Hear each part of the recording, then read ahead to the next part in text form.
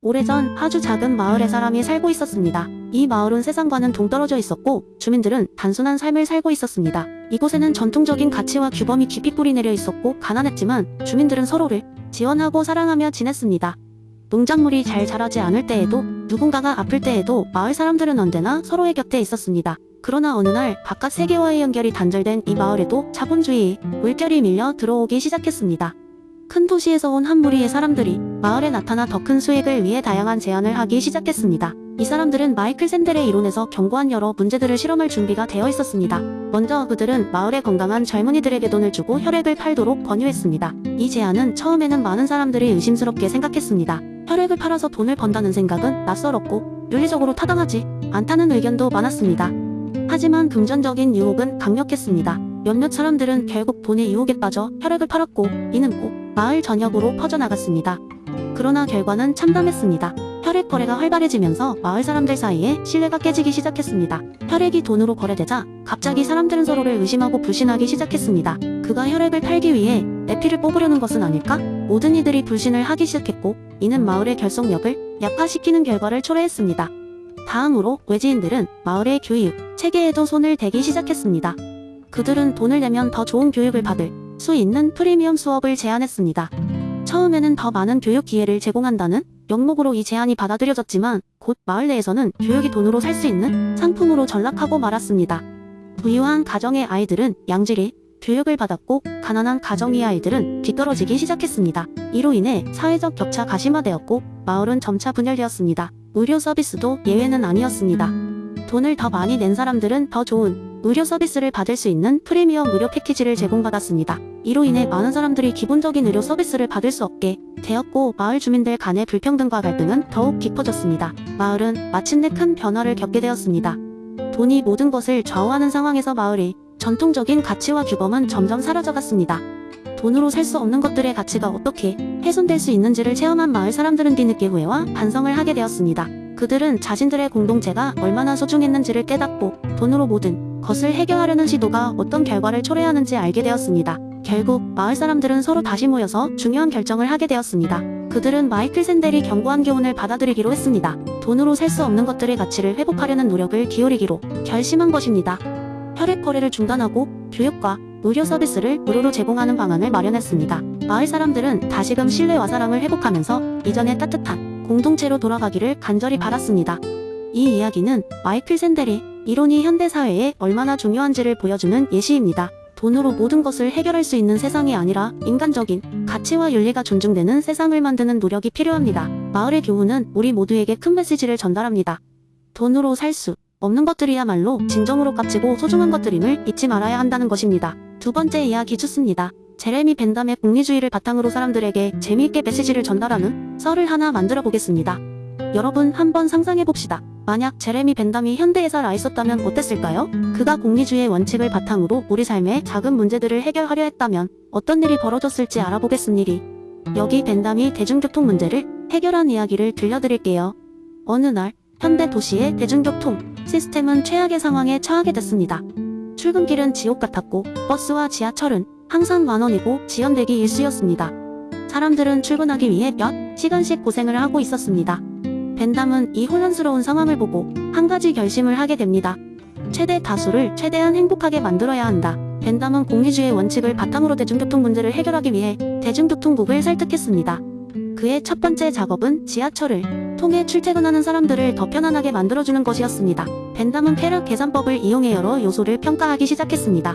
몇 시에 사람들이 가장 많이 지하철을 타는지, 어느 구간에서 혼잡이 가장 심한지, 사람들의 출근 시간이 어떻게 분포되어 있는지 등을 분석했습니다. 첫 번째 해결책은 매우 간단하지만 효과적이었습니다. 출근 시간대에 운행하는 열차의 빈도를 늘리고 열차 간격을 줄이는 것이었습니다. 많은 사람들은 열차가 자주 다니지 않아서 불행해졌기 때문에 이는 빠른 효과를 보여주었습니다. 하지만 벤담은 여기에 만족하지 않았습니다. 그는 더 많은 사람을 행복하게 만들기 위해 추가적인 해결책을 모색했습니다. 벤담은 사람들이 특정 시간대에 너무 많이 몰리는 것을 막기 위해 시간차 출근제를 적극 권장하기로 했습니다. 이를 위해 벤담은 출근 시간대를 분산시키기 위한 인센티브를 제공했습니다. 예를 들어 오전 7시 이전이나 오전 9시 이후에 출근하는 사람들에게는 지하철 요금을 할인해주는 것입니다. 이는 또 다시 큰 효과를 발휘했습니다. 사람들은 더 일찍 혹은 더 늦게 출근하면서 출퇴근 시간에 혼잡이 크게 줄어들었습니다. 벤담은 여기서 한 발 더 나아가기로 결심했습니다. 그는 대중교통을 단순히 이동수단이 아닌 즐거운 체험으로 만들고자 했습니다. 특정 열차에 무료 와이파이와 간단한 간식을 제공하고 일주일에 한 번씩 열차 안에서 작은 콘서트를 열었습니다. 사람들은 출근길을 지루해하지 않고 오히려 기대하게 됐습니다. 이제 출근길은 더 이상 스트레스가 가득한 시간이 아니었습니다. 사람들이 지하철을 타면서 웃음을 짓기 시작했고 이로 인해 도시 전체가 활기차고 행복해지는 것을 느꼈습니다. 결국 벤담의 공리주의 원칙을 적용한 대중교통 혁신은 대성공을 거뒀습니다. 대다수의 사람들이 출근길에 느낄 수 있는 불행은 크게 줄었고 그들의 행복은 증가했습니다. 뿐만 아니라 도시의 전반적인 분위기도 개선되면서 더 많은 사람들이 대중교통을 이용하게 되었습니다. 벤담의 이런 접근 방식은 비단 대중교통뿐만 아니라 여러 사회 문제를 해결하는데 큰 영감을 줄 수 있는 사례로 남게 되었습니다. 그의 공리주의는 우리의 일상 속에서 어떻게 행복을 최대화할 수 있는지 다시 한번 상기시켜 주었습니다. 여러분의 하루를 조금 더 행복하게 만들 수 있는 작은 변화는 무엇일까요? 제레미 벤담처럼 생각해보면 어떨까요? 최대 다수의 최대 행복을 추구하다 보면 우리 모두가 조금 더 행복해질 수 있을 것 같습니다. 이 이야기에서 볼 수 있듯이 제레미 벤담의 공리주의는 일상 속에서 사람들의 행복을 증진시키고 불행을 줄이는데 중요한 원칙이 될 수 있습니다. 때로는 작고 간단한 변화도 큰 차이를 만들 수 있습니다. 여러분도 이 원칙을 적용해보는 건 어떨까요? 세 번째 이야기 한여름밤의 피서지. 한적한 산속 작은 마을에는 정체 모를 전설이 전해져 내려오고 있었다. 마을 사람들은 밤마다 들리는 신비한 피리 소리에 의해 눈이 떠지고 그 소리가 끝나는 순간 다시 잠든다고 했다. 이 현상은 매일 반복되었고 사람들은 이 기묘한 현상에 대해 나름대로의 이론을 만들어냈다. 어느 날 이 마을을 방문한 도해지의 철학 연구자인 상우는 이 상황을 매우 흥미진진하게 바라보았다. 그는 데이비드 휴미 인과관계 이론을 떠올리며 이 현상을 주제로 사람들에게 메시지를 전달하기로 결심했다. 상우는 마을 회관을 빌려 모든 사람들을 불러 모았다. 여러분들 안녕하십니까? 저는 철학 연구자 상우이라고 합니다. 여러분들이 밤마다 겪는 이 신기한 체험, 저도 직접 경험해보니 정말 신비롭더군요. 그런데 혹시 이 현상에 대해 궁금하지 않으십니까? 마을 사람들은 고개를 끄덕이며 상우의 말에 귀를 기울였다. 여러분, 이 상황은 휴메 인과관계 이론에 비춰볼 때 참으로 흥미로운 사례입니다. 휴메에 따르면 우리는 두 사건 사이의 인과관계를 관찰할 때 실제로는 그 둘이 반복적으로 연속해서 발생하는 것을 보는 것이지 그 사이에 필연적인 연결이 있음을 직접 관찰한 것은 아닙니다. 사람들은 약간의 혼란 속에서도 꾸준히 상우의 설명을 듣고 있었다. 예를 들어볼까요? 여러분이 피리 소리를 들으면 잠이 깨어나고 피리 소리가 멈추면 다시 잠이 든다고 생각합니다. 그렇죠? 바로 이 현상이 우리가 경험으로 얻은 습관에 의해 인과관계를 믿게 만드는 것입니다. 우리는 이 두 사건이 반복적으로 일어나는 것을 목격했으니 피리 소리가 우리를 깨운다 또는 피리 소리가 멈추면 우리는 잠든다고 생각하는 겁니다. 그러나 우리가 실제로 그 인과적 필연성을 본 것은 아닙니다. 단지 경험에서 비롯된 습관일 뿐이죠. 여기서 상우는 잠깐 말을 멈추고 주변을 둘러보았다. 눈치 빠른 마을 청년 하나가 물었다. 그럼 그 피리 소리와 우리가 잠에서 깨고 다시 잠드는 것 사이에는 진짜 아무런 관계가 없다는 말씀이신가요? 상우는 웃으며 대답했다. 꼭 그런 것은 아닙니다. 우리가 보지 못했다고 해서 인과관계가 존재하지 않는다고 단언할 수는 없습니다.